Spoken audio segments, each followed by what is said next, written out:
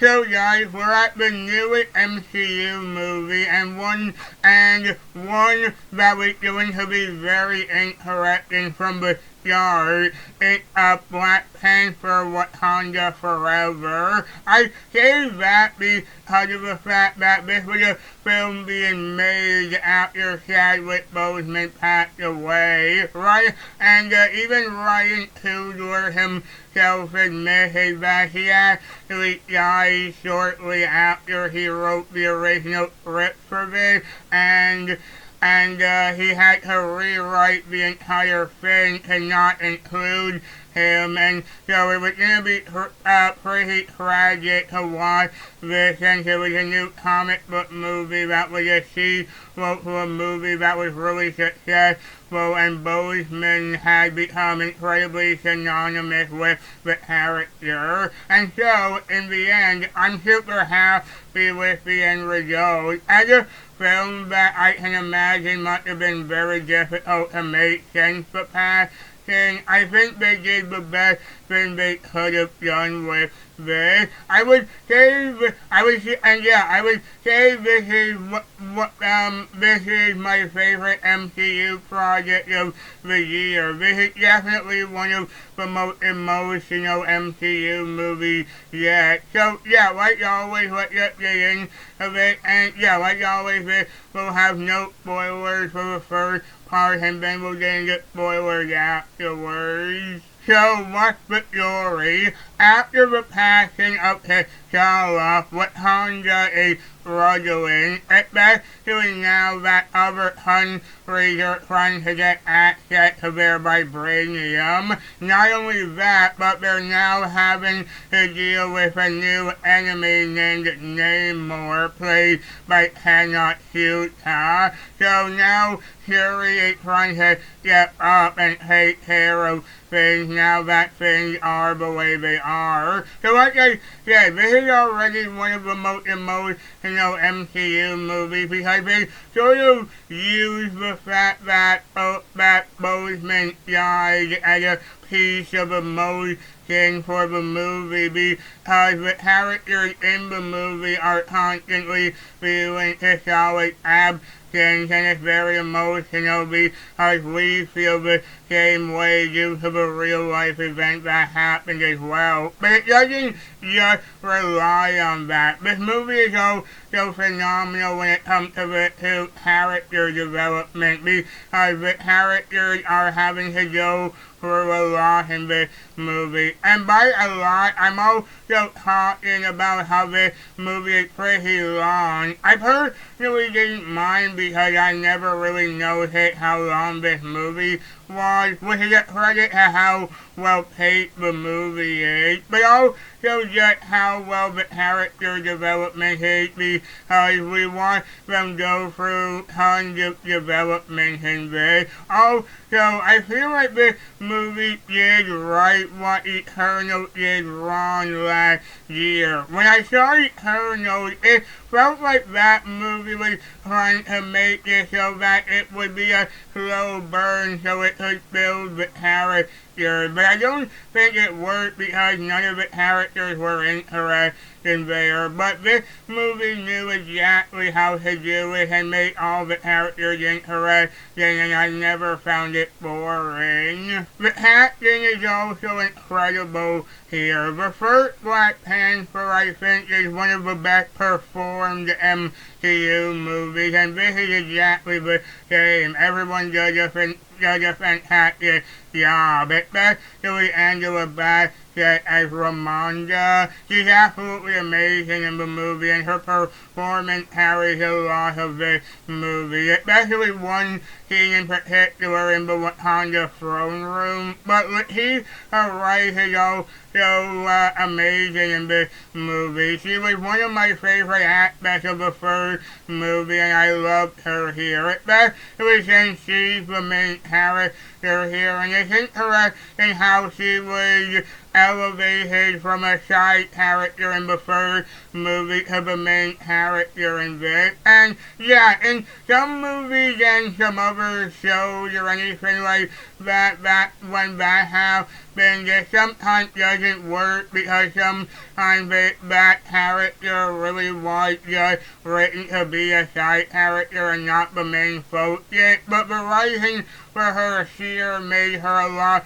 more interesting, and her writing did an amazing job. Her performance also helped carry a lot of the emotion in this movie as well. The movie also just looks incredible. I feel like since they have a place like Wakanda as a setting for the movie, they can get a lot of amazing shots and do other things with the cinematography. Speaking of how the movie looks, this movie CGI is also a lot better than the first movie CGI is pretty infamous for not looking finished, especially during the climax. But this movie CGI is a lot better most of the time. And so is most of the action scenes. There's some really good martial arts here, and they do a good job shooting it. There's nothing here that's super intense, but it's still really interesting to watch. I was also shocked to see the surprises in this. There's quite a few twists in here, and I didn't expect a few of them. I would also say this is the first comic book movie I've maybe ever seen and not have a costume reveal for a good while. This isn't really a spoiler because it was in the trailer, but yeah, we don't get to see anyone in a superhero suit for a good portion of the movie. That's a lot of praise I've just talked about, but as far as any problems, there's not many, just a few. But for one, there's a few scenes in here I think could have been trimmed down a bit. Like I said, I didn't notice how long the movie really was, but a few scenes do go on a bit too long. One in particular involving exploring Namor's kingdom. It was interesting, but a bit of it didn't need to be there, and yeah, I didn't feel all that necessary. Speaking of Namor, he's probably my main critique with the movie. Not much, and it's not like he's one of the worst M.C.U. villains, but sometimes they spend a lot of time on him to help us understand him and his motivation. And while it is interesting, it's not as interesting as Killmonger was in the first movie. Killmonger still might be my favorite M.C.U. villain ever because of just how much sympathy I have for him, and everything else about him just made him so complex and interesting. And it feels like they wanted to try to do that again, but it didn't really feel the same. And again, the fact that they spend so much time on him makes that even more noticeable. Still though, the writing for him was still solid most of the time. So occasionally the CGI doesn't look very good. Like I said, it's better than the last movie, but especially involving one character in this, it's pretty hard to ignore. But that's really about it. So overall, I had a really great time with this movie. As someone who loved the first Black Panther movie and was really excited for this, not to mention how hard and tragic it must have been to make this movie given the circumstances, I loved it, and I would say it's definitely my favorite M.C.U. project this year. So yeah, while personally I don't think it's as good as the first movie in terms of variety, and I would highly recommend checking this one out. I had a great time with it myself. And so guys, those are my thoughts on Black Panther Wakanda Forever. Thank you all for watching, and please comment down below to tell me what you think, and please subscribe for more videos like this coming soon. Okay, so now we're gonna get into the spoiler section. If you don't want anything spoiled, go see the movie, then come back and watch the rest of this.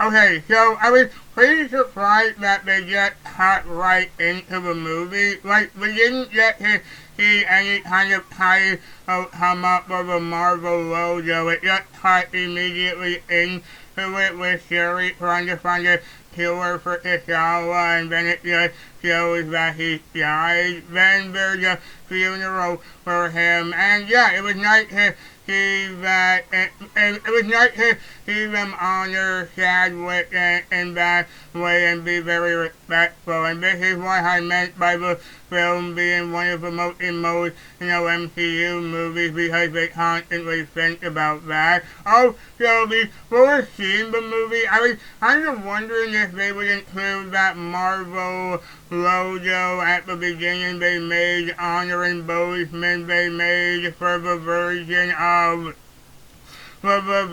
of Black Panther on Disney Plus, and they did. I thought it would be nice if they put that in here, and they did. So that was really nice to see here. I also thought it was cool to have Ironheart in this. I don't know much about that character, but I know a small bit, and I think Dominic Fro did a great job with the character. Though the effects on the suit is what I meant by the CGI sometimes looking kind of weird. It was also nice to see Martin Freeman back in this as Ross, and I still really liked him. Though I didn't expect Valentina to be in this, and the whole scene where Shuri is in the Morgue Kingdom is what I meant by some of this was dragged out a bit. It felt like the whole exploring of the place went on a bit too long, and then the attack on the Morgue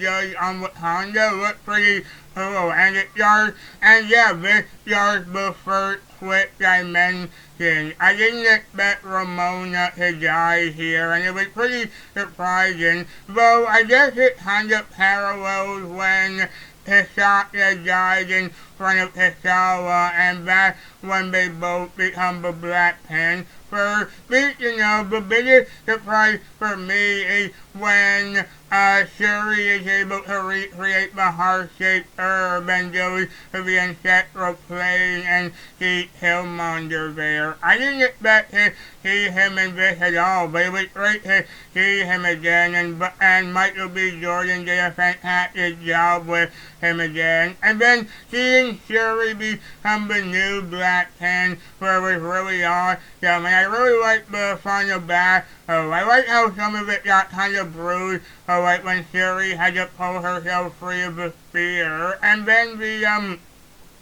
actual end with that jet explosion looked really cool. I also like how this isn't another M.C.U. movie where the main villain died. I like they managed to make an alliance out of the whole thing, and it was nice to see. And as far as the ending, it was fun to see M'Baku and the others back in Wakanda, and Shuri goodbye to Ray was nice to see, and it was cool to see Okoye save Rod. Though I do kind of wonder how that's gonna work in the future with his role. But then Shuri remembering T'Challa was really nice, and another nice way to honor Chadwick. But then the mid-credit scene, I love it. It was really nice and really emotional. We got to see T'Challa and his son, who's also named T'Challa, and him, me,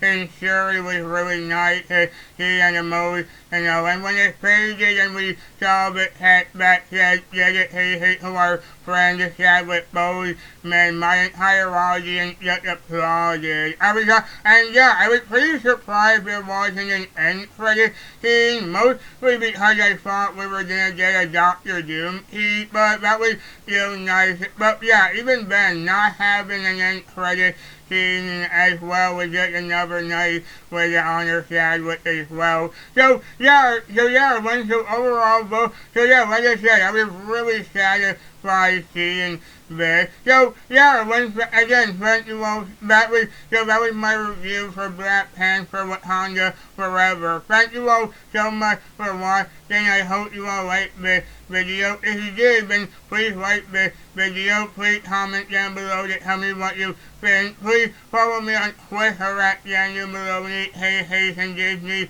Fan Roger, Kingdom Hearts and Disney, please every day, and please subscribe for more videos like this coming soon. I'll see you all next time. Take care.